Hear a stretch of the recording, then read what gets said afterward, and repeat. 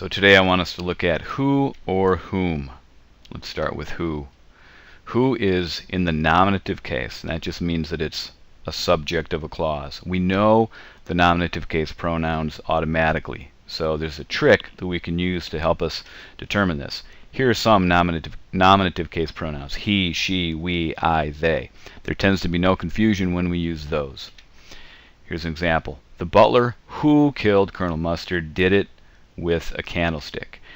Who is acting as a subject. It's doing the action of killed, just like he killed, she killed, we, I, they killed.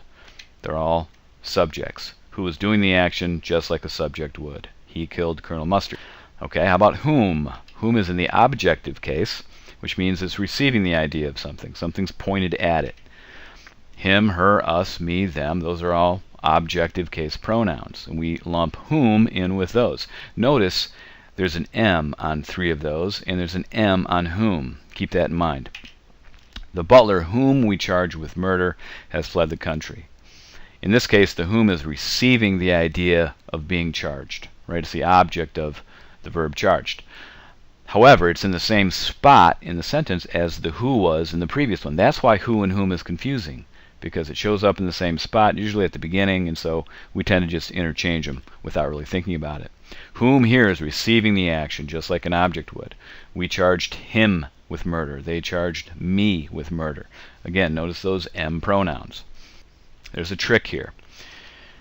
Plug in he or him when you're looking at a who-whom situation, and depending on which gives the overall sense, which one fits, you go with that one. So if the overall sense of the sentence fits a he, go with the who. If it fits him, go with whom. Okay, what the heck do I mean by that? Let's try some practice. Now, because who or whom screws up the word order, we have to look at the overall sense of what the sentence is saying. So I've got 4 examples here. I'm just going to plug in he or him and see which one tends to fit better. That scientist he you admire was awarded the Nobel Prize. That scientist him you admire was awarded the Nobel Prize. You admire him. This is a whom situation. The scientist whom you admire was awarded the Nobel Prize. It's receiving the admiration. He I voted for is a private matter. Him I voted for is a private matter. I voted for him. Okay, we've got another whom situation there.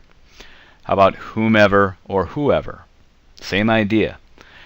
He sent the flowers, him sent the flowers.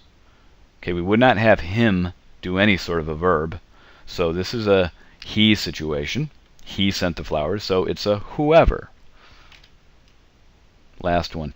Give the money to whomever you wish, whoever you wish. Give the money to him, give the money to he. Obviously this is a him, so it's a whomever. Try that trick. Plug in he or a him and look at the M. It'll lead you in the right direction.